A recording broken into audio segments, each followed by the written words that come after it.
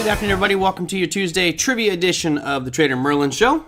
Boring day out there. Hope you did okay on the market-wise activity. As I mentioned, I was going to be day trading today, and I did not. I was in multiple meetings, so unfortunately my schedule was slammed. And probably a good thing, I might have been whipsawed out of that Russell trade, although we'll look at the numbers, and on that Russell trade, it didn't meet my entry requirements to make that trade, but we'll look at that as we progress here today. So, I struggled with the graphics for today because for some reason my Midjourney was not working. It wouldn't let me grab graphics, so I was trying to find an old one I had that I could use that kind of summed up what I thought was today, and title as well. So I thought, the trend is your friend. I was really struggling to find, show topics, and it's hard to come up with a different title every single day, especially considering that this show is now over 4 years old. Kind of surprising to me that this show is, we're at 4.5 years of doing this show, which seems like time just flies. And every day is a different graphic, every day is a different title. I try not to double up on anything. And I'm a little disappointed because I think today might be a bit misleading. It says the trend is your friend. It really isn't a show about trends. I was not planning on doing a show on trends at all today. But yesterday, we were looking at my plan, what was my strategy for this week. And really, it's about leaving things alone and not messing with much. Don't do any put selling, don't build any positions, because I just don't know what's going to happen with the Nvidia numbers when they roll out after market close on Wednesday. And there's a lot of speculation. I saw I think the big bet right now is it's going to be a 9% increase in price. That's the big bet with regards to options out there. Great. That would be fantastic for anybody here who's bullish, but man, can you imagine if I was on the wrong side of a 9% move, especially leveraged? Just too dangerous for me. So I'll let that one move, and then I will make that trade accordingly. So when I titled this, The Trend is Your Friend, it's because when I look at our top 7 markets here, and I'm going to start with those, everything kind of has been continuing on what it was doing. So for example, here's crude oil. I forget the gentleman's name yesterday. I want to say Scott, but he was talking about going short on crude oil, and I was like, well, you're playing with fire there. You are coming into an area where it's overhead supply, but it's just kind of risky, and I wouldn't have done it. If you took that trade, you probably had a nice day. Why? Well, it's been making lower lows and lower highs, where we see this kind of compression to the downside on crude oil. So I would argue that was the trend is your friend to the downside. With Bitcoin, we did have an up move, and it's been rallying here for the past few weeks. However, today and yesterday, nice downside moves, 2.19% slide for Bitcoin, but the trend is your friend. Right now, it's moving to the upside, even though the broader picture shows movement to the downside. I'm looking at this new part here for Bitcoin as this is that catalyst for the new uptrend that could break these highs. And again, looking at 70,000 is our next target. So nothing really exciting there. This is a buy the dip type of opportunity on Bitcoin. You look at the Russell 2000. This is the one that I wanted to make this trade. I was really, she says, wow, Merlin, I started watching this show this year and all shows have been educated. Thanks, man. I appreciate that. We try to make them educational. I don't want to give away the farm. Obviously, there's encouragement to take classes, etc. But the more power you have, the more armed you're going to be for these markets. Yesterday, we had identified, I got stopped out on a Russell 2000 trade yesterday. Took a little bit of a loss. That's fine. It was only a few $100, not that big a deal. And as you guys can see here on the screen, I have this little red line drawn at 2,224.2. And if we break this into a 5-minute time frame to see what happened today, you'll notice that before the market opened, and I mentioned this has to happen in regular market hours. This is only my rule. I don't really, doesn't bother how you guys do it. But for me, it need to be during regular market hours. That vertical line I just put on your screen clearly shows you that by the time the markets opened up, we were well below that 2,224.20 mark. So this is a non-event anyway with regards to a trade for me. But notice that once it opened up, really the Russell didn't do much. Just kind of went sideways, floundered along. So as far as following the trend, it did follow that reversal a little bit, which is a shorter term trend piece. But really, I think everybody's just kind of on pause. Now that dollar index, this one's pretty important. We did break below that 161 mark, which was the line I have drawn on your screen there at the very bottom. And that is the low point from back in December of 2023. So, all right, it was our December 28th low. This is a new low. And the point is we're going to be going and seeking out an even lower low, most likely, and that trend is your friend. So that's been making lower lows, lower highs. I expect to see this dollar continue to slide here until it doesn't. Maybe... Oh, I remember, Chio. I remember. I thought maybe you've been watching the show for a long time. But yep, I remember meeting you in Downey talking to you about your Bitcoin. Oh boy. So really, if we look at this chart here and look at that dollar index, there is one long bottoming tail that goes back to July 27th of 2023.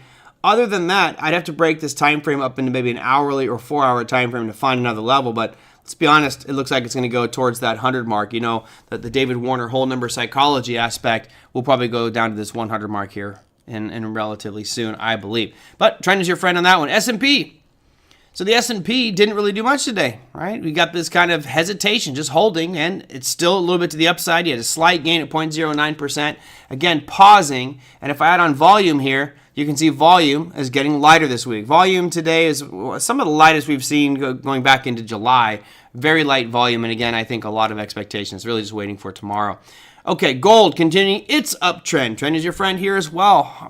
We broke through the high we had, the closing price we had established yesterday. Again, another all-time closing high, not an intraday high, but an all-time closing high for gold, up to 2,560. Again, the trend is your friend on that bad boy. And what about NASDAQ? Well, NASDAQ, I don't know if it's necessarily the trend is your friend, right? This one's been kind of whipsawing all over the place, but you had that sell-off we experienced from that overhead supply level on the NASDAQ 100, which starts at about 19,925. Slowing down here a little bit, and I will probably, I'm not 100% sure exactly how I'm going to react to the earnings announcement to Nvidia, but I'm targeting this 19,100 mark on the NASDAQ 100 as a potential buy point. Again, I'm going to have to wait till Thursday morning before I make that call, but from current price levels, that would be a decline of roughly 2.68%. Certainly it could happen if the numbers disappoint, but again, right now most people are talking about Nvidia looking much higher, and I will show you those numbers here in just a second.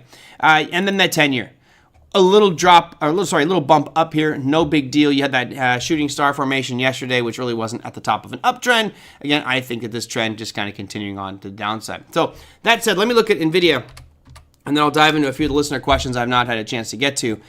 Just to put this into perspective, what people's expectations are, here's Nvidia as we see it today. The odds-on favorite is for a 9% move up in Nvidia, which would put Nvidia somewhere around $140 per share. I'll put a horizontal line there so we can reference that one tomorrow and kind of see, yeah, that's a 9%. There was a 4% chance, I thought this one was interesting, a 4% chance of a 20% decline in the price of Nvidia. Let's go look at where that might lead to. In 20% decline would put us right about there. I'm going to get rid of some of these other lines that are somewhat irrelevant and add in more lines that we can use for tomorrow. So that looks to be right about $102.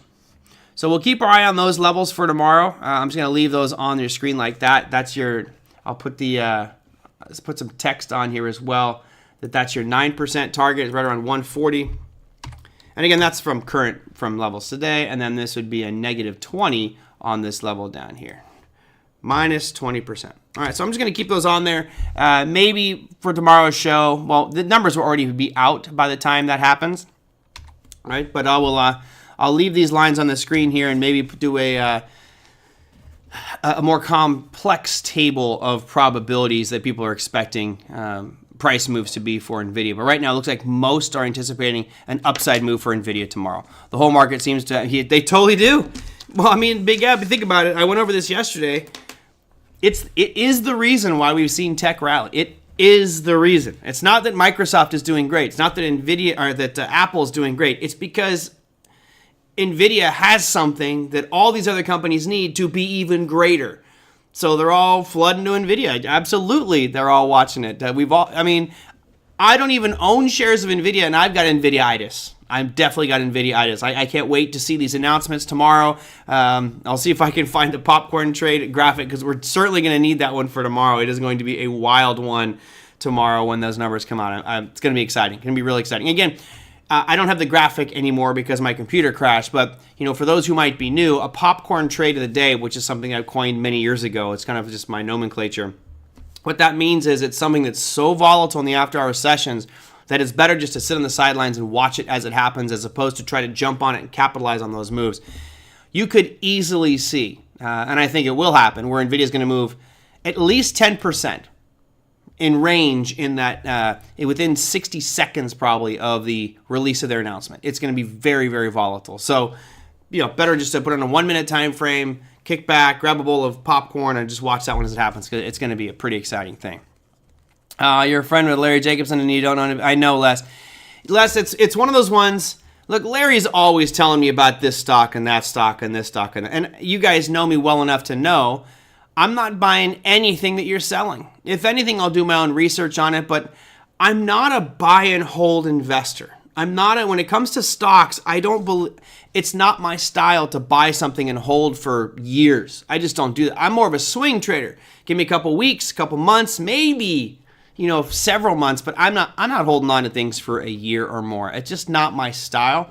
And there's nothing wrong with that, right? It's just a matter of personal preference. It just always seems like I've got my capital tied up far too long in something that, might give me a 15, 20% rate of return over the next year. Well, I can most likely do better, not most likely, but I may do much better doing more active swing trades and timing different segments of the market. So yeah, Larry definitely was beating the drum back in 2015. I mean, let's go. I can probably bring up the show actually, but let's go back to 2015 here and I'll show you.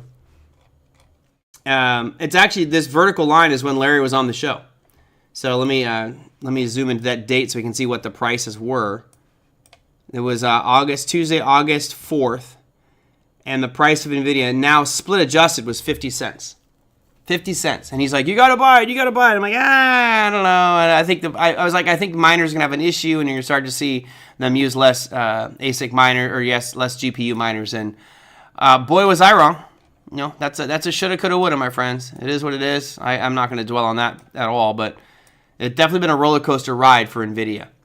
And I remember you and I on this program, I think it might have been Big Eb or Tom. It was definitely some people in here were going, hey, Larry, what are you doing with your Nvidia? You guys remember this chart right here? This is split adjusted, but it went from somewhere around $34 down to $13. Right, you're over a 50% decline, and I remember a lot of people here going, "Oh man, Larry, when are you getting out? You should have gotten out, right?" Nope. His attitude was, "I'm waiting for it to get to that price target he had in place," and he stuck with it. So good for him. Congrats for anybody who bought it back at 50 cents split adjusted. Man, that's just insane. But no, I did not, and obviously I regret it, but whatever. I can't think about those types of things and have regret for it. I can just keep looking forward and learn from those things in the past. Larry was interesting because he definitely had the future in his mind when he was looking at Nvidia. The future was driverless cars. Now I remember him vividly talking over and over and over again how Nvidia is going to lead that charge in driverless cars, and it's like, okay, great, but that's years down the road. I doubt. And you guys got to be honest with yourself. Be honest with yourselves. Be honest. How many of you, if you bought this back in, and let's say you bought something for 50 cents back in 2015, how many of you would have sold here when it got to $6? My hands raised. If I bought something at 50 cents and it rallied up to $6, I probably would have gotten out about $3. You look at this chart. I'd have been out like there. I'm dumping. I had a huge winner on. Unless I'm a straight fundamentalist, which Larry is a great hybrid between fundamentals and technicals, he's looking for valuations. I'm looking for realistic percentage gains. I mean, if I get 400% move out of something in a few months, to me, or in a year, that's great. I'm selling out, right? And Jimmy, again, I asked that because it's about being honest. I'm sure a lot of people are like, no, man, I would have kept it from 2015 all the way through today. It's like, would you? Be honest, would you really have kept Nvidia from 50 cents to over $140? I don't think so. Some people do. I would say it's a very select group of people. Probably me as well on something like that. That unknown, exactly. We just don't know. So, we can all look back at this chart and say, oh, I should have done this, could have done this, would have done this. I can guarantee you any amount of money on earth that there's no way I would have held this from $50 to where it is today. I would not be in this thing for... what do we got? 2015. It's for 9 years. I would not have left my capital in that one and just kind of hands off it during all this. I would have been whipsawed out probably in this big drop here in 2022. I probably would have dumped it and been out of it there at the latest. But no way I would have held it this far. No way. Yeah, Margaret says too many drawdowns. And it's not just small drawdowns. I mean, we're talking over 50% drawdowns. Those are stomach turning. Now, before somebody calls me a hypocrite, you guys have to understand that my view with Bitcoin is different. With Nvidia, I'm looking at a company that's coming into the marketplace, trying to come out with a GPU. They might do well here. They might do well there. A lot more unknowns that I don't know very well. When I look at Bitcoin, I'm looking at an upgrade to the entire monetary system, and I'm looking at something that's brand new and has a whole different set of variables with it, yet I know that that's going to take probably a decade to get fully implemented. So my mindset on that capital is, sure, I put money into crypto that I'm not touching. I don't care what happens. I don't care if I get 50% drawdowns or 70% drawdowns, and just let it fluctuate, because my time horizon is 5 to 10 years. With Nvidia, I definitely don't have that mindset, and I typically do not with stock. So I wanted to clear that out. Yeah, saw Steve was going to go after that one, kind of like Bitcoin. Yep, I knew someone was going to bring it up. I knew one of you was going to do it. All right, but now I'm on for the long haul, Steve. Good for you. And look, if anything, Nvidia will most likely have a pretty big drawdown at some point, but then it'll continue on. I mean, if they really do deliver this Blackwell chip like they say they are, and the specs are as incredible as they are, you're going to look at a company that's just going to devour all that AMD and Intel is doing, and then some, and all that money is going to come pouring in. My big concern for Nvidia is not their dominance. It's, can they keep up with demand? Right? I mean, for me, Nvidia really has to look at building out their infrastructure and getting it so they can actually get these Blackwell chips done in mass. In talking to people that are connected to Nvidia and other tech companies, their major concern was keeping up with demand. They're already backlogged massively on their A100s, B100s, H100s, and B200s. Those are all the different new 4 models they have. They're all backlogged. People lining up to get them. That's a great problem to have. And if you're Nvidia, right now my thought process is, how can I get from producing X amount of these chips to 10x or 15x and accommodate all that demand? If they can do that, then this share is going to soar even more. All right, if you can scale up and build enough chips to accommodate all the demand quickly, oh man, sky's the limit. Are you looking at $1,000 again? Down the road, maybe. It says only the Magnificent Seven is purchasing chips. That's not entirely true, Oliver. They're purchasing the bulk, right? And as I mentioned yesterday, in talking to my friend that works at Nvidia, he says if you don't have $1 billion to throw at this, you're not even in line. So when I talk about those chips in development, who's going to get the Rockwell or the Blackwells first? Amazon, Microsoft, Google, Apple. Why? Because they got tens of billions of dollars in cash that they can literally just throw at this and go, put us in the front of the line. If you're a small startup looking to do, I don't know, facial recognition software using AI, and you want these Blackwell chips, you ain't getting one. No way, not gonna happen. You'd probably have to find some way to get some rack mount service at Nvidia and see if they can sell you some space there, but this stuff's all gonna be sold to the big guys. The key for all of us in thinking about this is, will we see better usage on the part of these Magnificent Seven companies and really optimize the efficiency of these chips from Nvidia and really come out with the killer apps, the killer products, killer services? For those who are interested, I've been watching a very good interview when I go to the gym. Let me bring it up here for you. Lex Friedman, again, I'm always plugging his podcast because I think he's just really good at what he does. Sometimes he doesn't stop talking. He just really just talks and talks and talks. It's kind of annoying sometimes. You're like, can you just let your guest answer the question? The guy's name is Peter Levels. And I'm going to bring this up here real quick. And I'll share it with you guys so you can have this for your reference.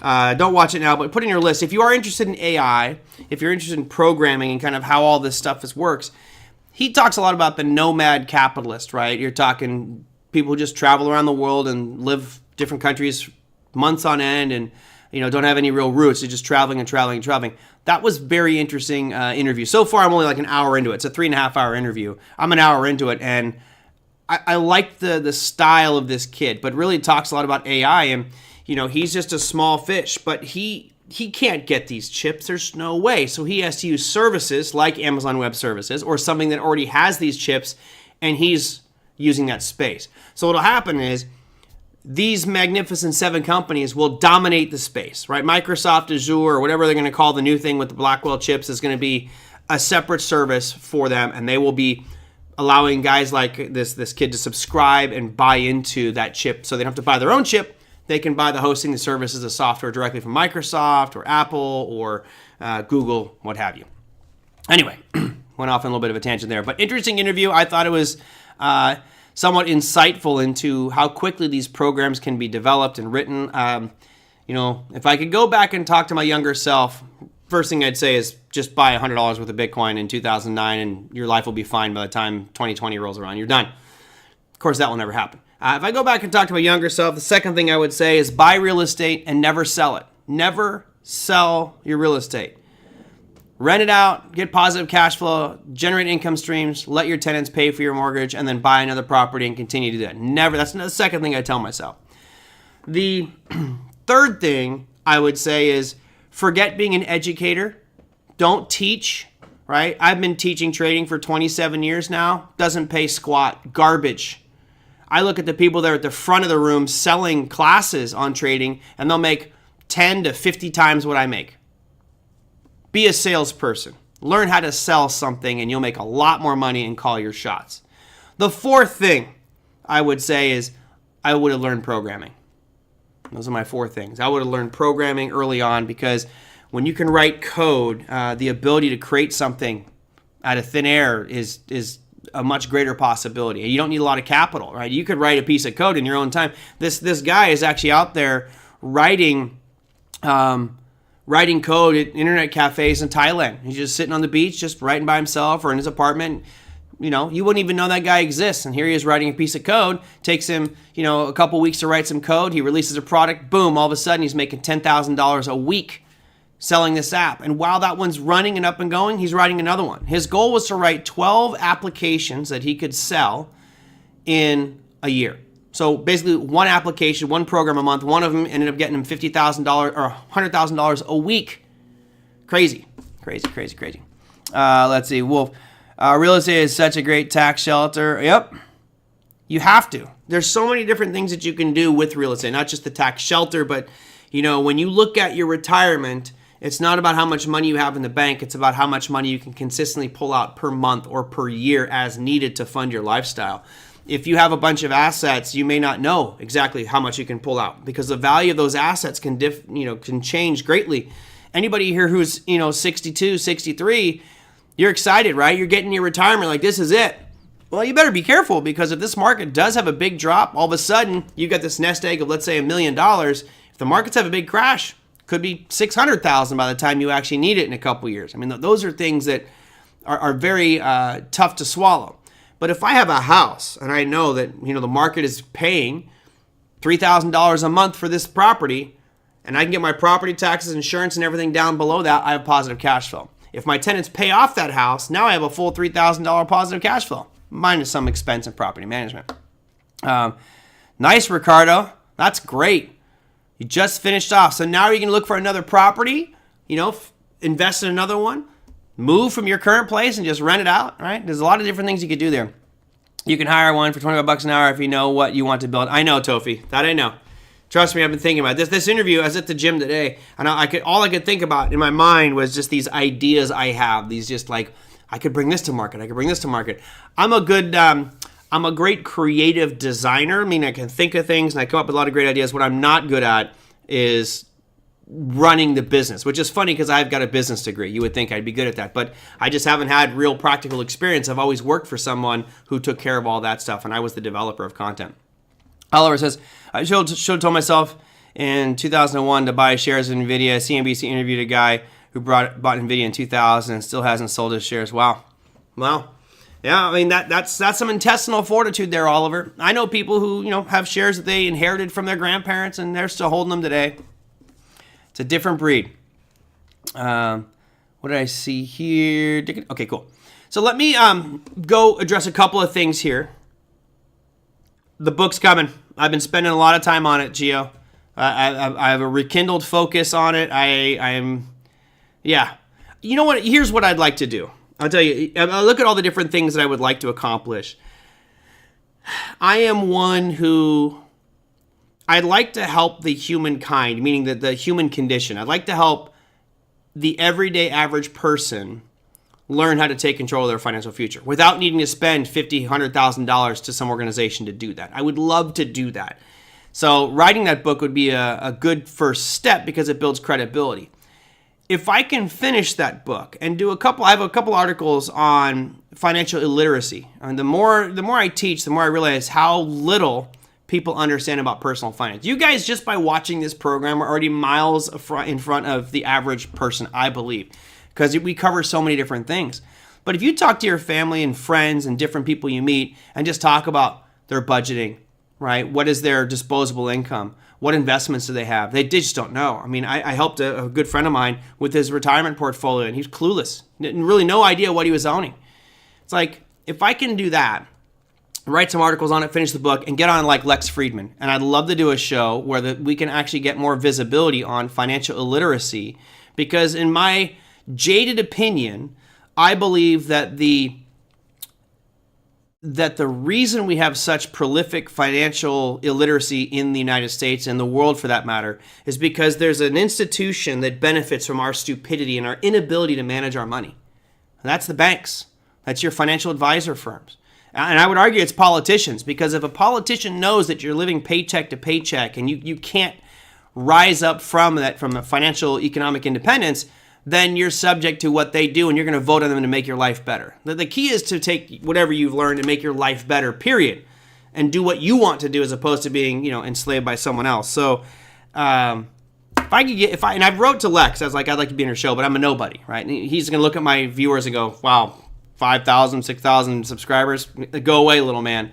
That needs to get increased, but certainly, I would love to get to a point where you help more and more people out. I received several emails over the past week from many of you, and it makes me feel so good because I get so much positive praise from those of you who are actually taking the content, applying it, and making changes in your lives, as opposed to somebody who sends me an email and complains about something I said, this word or that word. It's like, relax, man. I'm not a trained podcast person.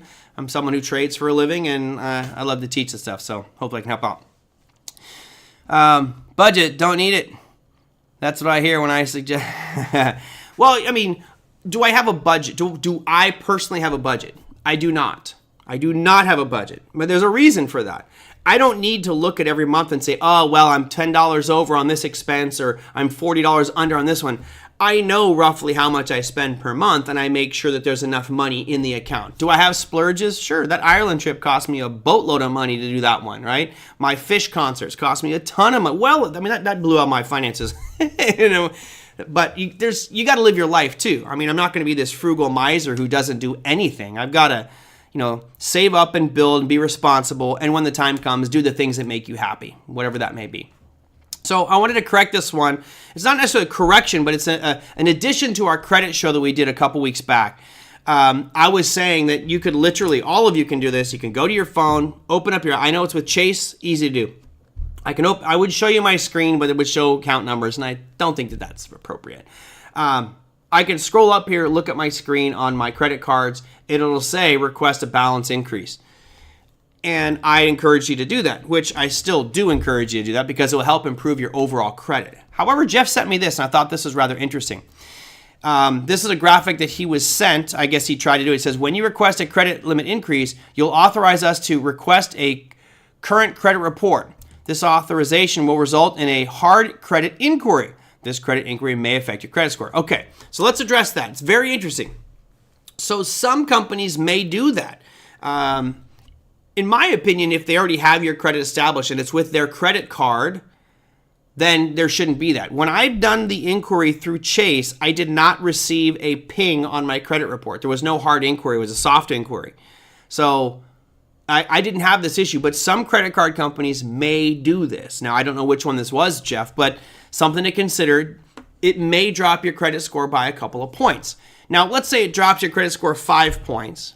But over the next 2 months, your credit score goes up 6 points because you've now increased your overall credit availability and you're using a smaller percentage. So let's say my total available credit out of all my credit cards is, I don't know, 50,000, right? 50,000. And I'm using right now 5,000. So I'm using 10%, right? 5,000 is 10% of 50,000. So my current balance is 5,000. The whole universe of my credit is 50,000. I'm at 10%.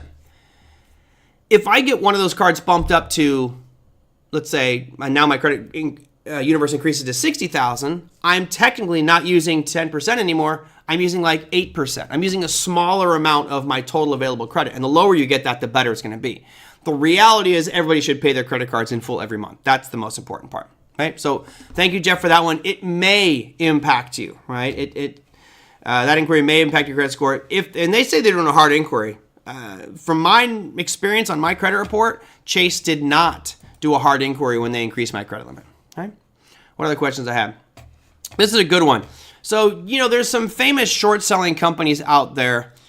Margaret's at Burger King has a $5 deal. I'm trying to stay away from fast food, Margaret. Do not try to get me to eat fast food. I have been really good about not eating fast food. Just trying to stay away from that stuff. My triglyceride levels are just a wee bit higher than they need to be. So more exercise, better foods, and we'll see how that works. Already down a couple pounds. So there are firms out there who make a living going after specific companies. They find a company they feel is overvalued or for whatever reason deserves to go down in price. A lot of times it's because they found some impropriety, whether that's an accounting thing or the CEO did something bad or shady business practices or illegal activity. They'll try to find those vulnerabilities in a company. They build a nice little report, and then what they typically do is they feed that report to institutions, and then they release it to the public and go to all the major news media. That's what happened with a company called Hindenberg. So Michael G asks, he says, what's the deal with the Hindenberg allegations against SMCI? All right, that's supercomputer. Are they legitimate? How do stocks they target tend to fare over time? Should we short too, since the firm famous for shorting has targeted them? Great one. Great question. So the bottom line is in this attack. So basically, Hindenburg has said accounting irregularities. They found some inefficiencies in their accounting. They actually they got rid of some people in their accounting department because of shady practices, and now they're back. So Hindenburg's going after them for that. Because there's an attack like this does not mean that SMCI is guilty. So let's bring up the chart here so you can see what happened. Let's go to SMCI, microcomputer, excuse me.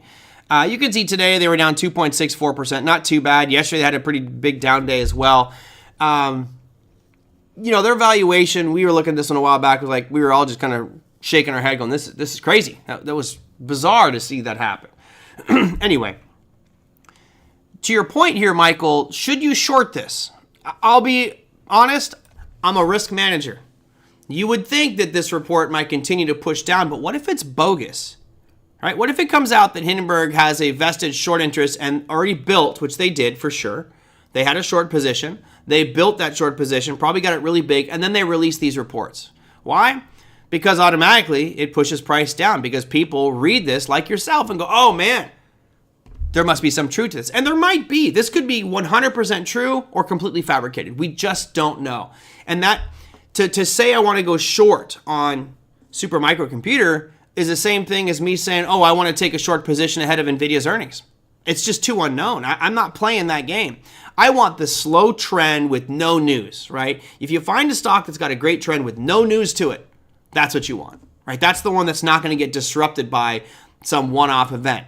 This one here, supercomputer could come out and file a lawsuit against Hindenburg for fraudulently releasing this data, and all of a sudden, SMCI skyrockets, right? I don't know. I'm not playing that card. I think it's way too risky for that. It's just not good. Not safe place for me to be. Could this continue down? Sure. And let's look at some other ones that have happened.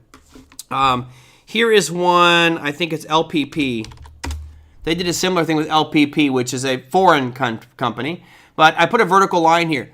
This vertical line is when their report came out. Well, I'll take that line out. You guys can see this one, Hindenburg filed that report ahead of their earnings. And it dropped from, in this case, it was 17,900, fell as low as 10,800.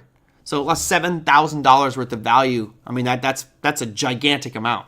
But look what happened. It bottomed out that day and then just go, right? it just shot up. So, you know, you're thinking here when that report came out on this one is, oh, it's going to probably continue on down. It just went the opposite direction. And maybe they fought it. I haven't looked into this one. I just pulled up a couple companies. Another one is Renb. Renovaro. All right, and they did this one. I want to say it was back here in, was it January 2023? I think it was, honestly, I can't remember where the heck this one was. We can, I'll look it up real quick. Let me see when Renb and Hindenberg had their spat. Renb, and see what date that was. A worthless AI shell game. February of 2024 is when they said that, right? So here's Renb. Let's go to February of 2024. Oops. You guys can see that was right about here. So it's been falling ever since. So who knows? I don't know what to make of it with SMCI. I can tell you I'm not touching it. And it's mainly from a risk management perspective, right? I'm not trying to hit home runs. If I hit a home run on accident, that's great, but I'm trying to hit base hits. That's really all I care about. And I know some of you may want a greater rate of return and you want to have those huge winners. For me, I don't care. I'd rather just grind out every day, try to get base hits, maybe get a double or triple here, but build over time slowly. This one, look, if you went short this guy right now, let's say you bought directional puts and it gaps up, well, you're going to expire worthless, right? You're going to lose your premium that you paid. If you're selling puts and this thing all of a sudden continues to free fall, it could gap past you and keep on going. One of the targets I saw for this was $160 was the target. Okay, you know, I'll tell you, if SMCI gets down to 156 or 160, I may reevaluate a long-term purchase on this one. I mean, I don't think that they're a bogus company. I just think they got a little bit ahead of themselves. So there we go. Let me see what other questions I had here. Got a whole bunch of them. Got to see you, Thomasina. Got to run. Glad I could hear a little bit. No problem. Always a pleasure having you here. Steve says, make a spreadsheet, just record what you spend. At least you see where it went. Yeah, I have an app on my phone for that. It's called Pocket Expense. Totally think you should get it. Everybody should have it on their phone. I'm going to show you the logo. Let's see if I can show you the logo here. I don't want to open it up because there's a lot of personal numbers in there because I carry over things over the month. But one sec, I can share it with you just so you know what logo to look for. So there's several other platforms that do this where you can actually where you can track all your spending. But I'm just going to show you this real quick as I share my screen with you. Should pop up in just a second. Come on, there it is. So here is, you know, I've got a folder on my phone called Money. You can see I got different trading apps in here. This one in the upper left-hand corner called Expense. I think it's just called Pocket Expense. Oh, you can't see it. There we go. Sorry about that. It's called Pocket Expense or just Expense, but look for these two little arrows. It's a great one. It's free. You do not need to buy this thing, okay? You don't need to buy it. Don't stress yourself out on that one. But that little guy is great. What's really cool about it is it allows you to track everything month over month. And it's called Pocket Expense. And I don't think I have anything here. Yeah, I'm not going to bring it up because it's just a little too much personal information on this one. But you can set up recurring payments. So, you know, I put all my income in there. I put all my expenses in there. And it has a really cool little chart feature that at the end of the month, you can see your expenses and your income. And obviously, I want my income to be greater than my expenses. John says, we use the Every Dollar app. Is that the Dave Ramsey one? Do you have to pay for that? I think you have to pay for that one. I'm not sure. I'm a big fan of free, right? If I get something for free, that's a much better price than paying for it. But whatever it takes to get you practicing that and just being very aware of what you spend every month. As we get near the end of the month, guys, you know, the first of the month is going to happen on Sunday night. So it was Ramsey's one. I knew that one. I'm pretty sure that was his. I would encourage everybody, as a challenge to yourself, for the month of September, if you're not quite sure on your expenses, I mean, you probably have a ballpark idea, but you really want to break it down, download that app. Pocket Expense is free. You could use the Ramsey one, but then you're sending more money to Dave Ramsey, and I always say, no, don't do that. And when you do that, go through and track every single expense for 30 days. Everything that you spend money, you tip $1, write it down, tip. So you'll see, here's how much I tipped. Here's how much I spent at restaurants. Here's how much I drank at coffee, how I spent at Starbucks. You can break it down by category as well. And it'll really help you identify, hey, I'm spending too much money here. I'm a social person. I love going out. I'm not a heavy drinker by any stretch of the imagination, but I'll go out and have a couple beers and meet some new people, and I just love socializing. But I realized at one point I was spending a lot of money going out, eating out, and I had to curtail that. But anyway, do it for 1 month. Don't see it on Android. It may not be on Android, Jim. I'm not sure, but you could probably type in an expense tracker. Go on Google and type in Apple Store best free budget tracker. Something that's really easy for you. Okay. Yeah, I'm going to get to the home price here in a second. How much time we got? Man, time flies. So, Michael, that was that one. Darcy asked this question, which is it's a very personalized question. Microsoft Excel has a free template for budget management. Yeah, the problem is, Ricardo, and that's great. I appreciate that. But when I'm at a restaurant, when I pay my bill, I literally pick up my phone and I put it in right there. When I'm at the grocery store, I pick it up, put it in right there. No, don't get an iPhone. I'm sure there's something on Android. I guarantee you, Jim, there's something on Android. Absolutely. Yeah, I didn't like Quicken. I actually paid for Quicken, got rid of it. But just do a little bit of research, Jim, and maybe I can just kind of do some research and find something on Android, or ask some of my Android friends if there's something there. But you can build a spreadsheet. Super easy to do, but now you might be able to do it, take it with you on your phone. You can do it that way. Either way, track it for 30 days. Just do it as a test for yourself on tracking your income expenses. Okay. So Darcy asked this one, and I'll give you my 2 cents on this one, Darcy. He says, could you provide some guidance on how to choose the appropriate strike price and expiration date, especially from a day trader's perspective? Any tips or strategies would be greatly appreciated.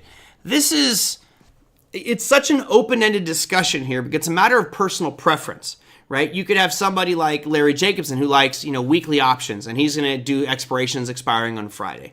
For myself, my preferred method is predominantly, I would say 90% of the time, I'm going to be selling options and collecting premium. So right away, you have to decide, are you a buyer or are you a seller? So if you're someone who's selling options, then I want 30 days or less. 30 is the absolute maximum, right? At this point right now, I'm looking forward to Thursday morning because I want to be out there selling the September 20 puts on things. I don't know what yet. I have to find the right thing, which is going to be less than 30 days. Right? It'll be about 21 days by the time that happens. Well, actually a little bit more than that. A little bit more than 21 days. But then it's easy for me to calculate my monthly return. Now, I also like to do shorter term. So if I see something I like a week ago was Rivian. I really like the thought of Rivian in my portfolio. So I sold a whole bunch of puts at $12.50 strike price for the week. Right? I sold them on a Friday, expiring the next Friday. I wanted to give myself a little bit of time because the longer time that you sell those options for, so if I sold my puts for tomorrow, itsy bitsy teeny weeny premium, not much.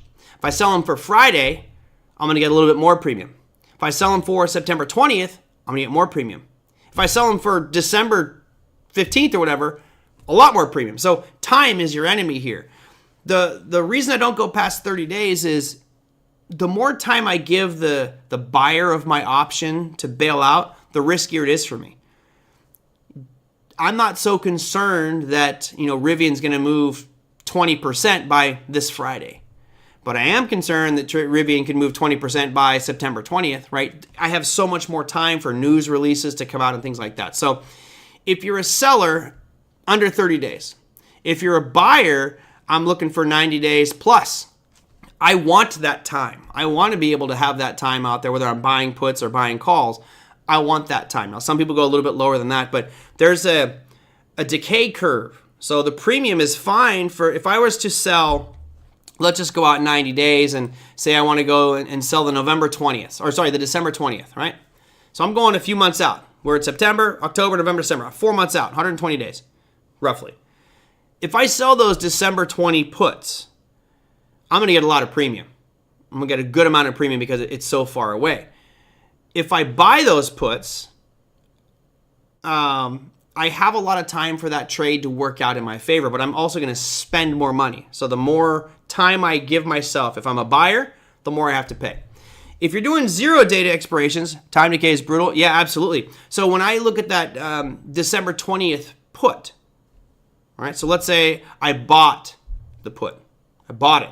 I'm long the put, and I'm betting market's going to go down. If markets stay the same and don't do anything for a while, it's not the end of the world. But once you start to get into the last, let's say, 2 to 3 weeks of that contract, all of a sudden time decay starts to drop, and the value of those options are going to drop significantly. So even though I may buy a 90-day option or a 120-day option, I'm absolutely not going to carry it to expiration. I will always close out my options 30 days before expiration. So while I'm buying a 90-day call option, my thought is I'm getting out before 60 days because I want to get out of there before that time decay hits, right? So let's see. Steve says, I buy very few options. 80% of options sold make money. 20% of options bought make money. I'm almost always selling. Yeah, I like the selling too. It's much more calm. I like the idea of income being generated and knowing what my rate of return is very clearly. And then even if I do get exercise on those options, I'll just sell calls against them, or depending on what the trade is, and collect even more premium. That was a great trade on, what was the one I had the other day? It wasn't Rivian. With CrowdStrike. CrowdStrike was a great trade. That's one of those, that trade made my month and then some. It was a great trade. Speaking of options, where has Corey been? So Corey's been doing a lot of stuff. Corey's all over the place. Obviously, he's running his hedge fund, still doing Traders Army. I might be able to bring him back on here. He's also doing coaching for a company called LifeSurge. So he's got a lot of stuff going on. He's been very, very, very busy. So Darcy, I can't definitively say what strike prices you should be looking for, but first you need like a decision matrix, right? Like grab your little piece of paper and say, am I buying or selling options? Okay, if you're buying options, then you're looking for at least 90 days worth of premium and start there. If you're selling options, you're looking for maximum 30 days, but you might be doing 0 DTE. That's not something I do. I'm not a 0 data expiration options guy, but a lot of people do. And if you're doing that, it's about looking at that security, saying what's the range look like, what's the probability of it going above here or below here or staying in that range, and then making that trade accordingly. It is a way to generate some premium, although it's generally not going to be a lot of premium because it's 1 day worth of expiration, but that can be certainly a trading strategy, but it's not something I do. Maybe we'll bring Larry on in a couple weeks and talk about shorter term weekly options or 0 DTE. Made about 30% in the last 2 months on PLTR. Great, right? I mean, perfect. That's what you want. I mean, you're like, if I'm making 15% a month and I can do that for 12 months, life's good, right, John? And PLTR is pretty risky. It's in that space of, let's go PLTR.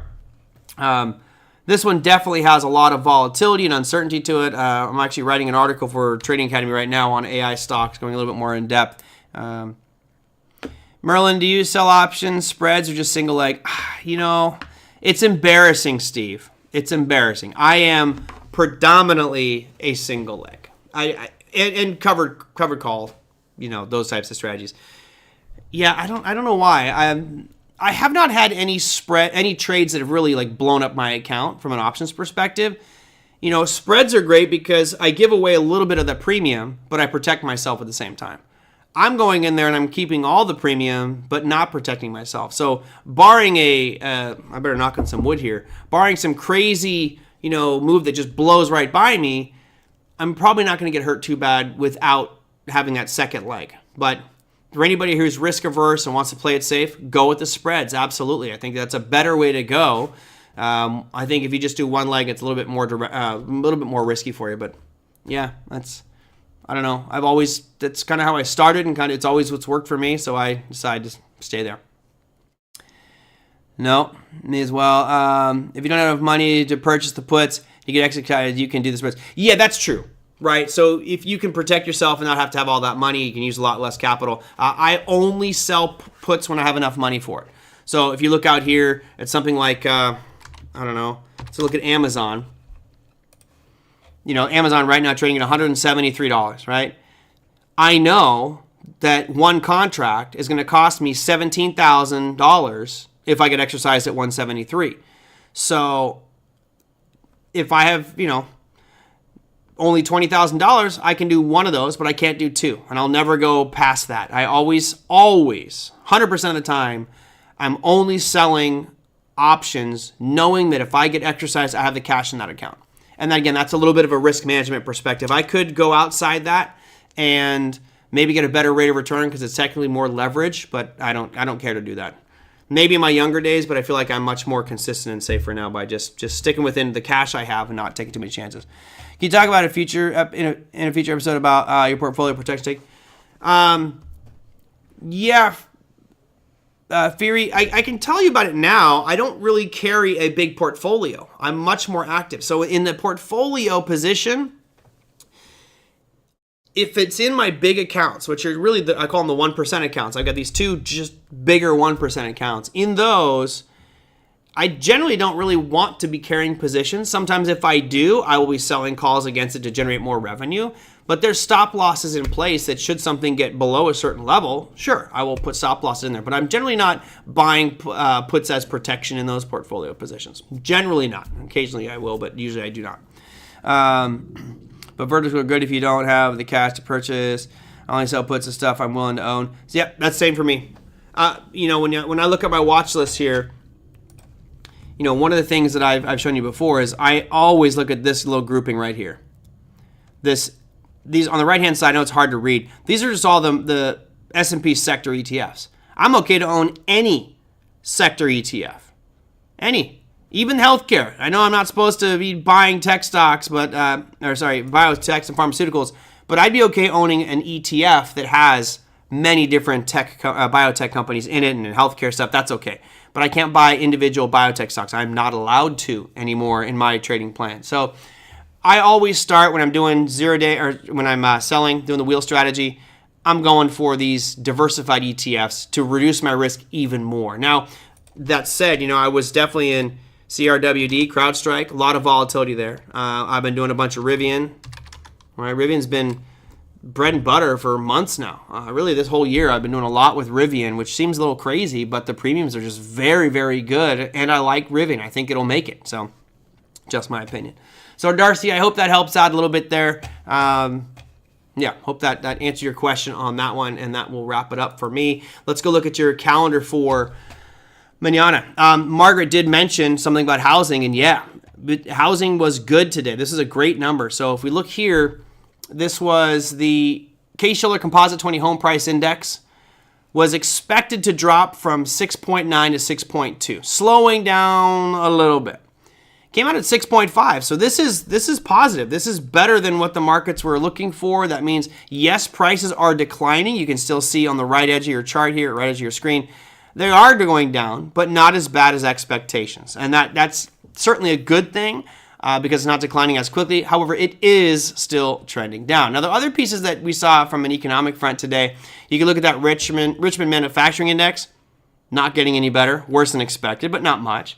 Consumer confidence was actually much better than expected there, so that's a good sign. And then for tomorrow, there's only one announcement for tomorrow. That's crude oil inventories, which, as we know, is all over the place. And that sets the stage for the Thursday GDP numbers and the Friday core PCE price index. And that is it. I will bring up here real quick just so you guys can see some of the earnings numbers. Obviously, tomorrow is the big day, and there's a couple other names that are reporting as well. So we'll bring those up for you right now. And that is going to be for the 28th. You can see Nvidia, Salesforce. Those are your two big tech names.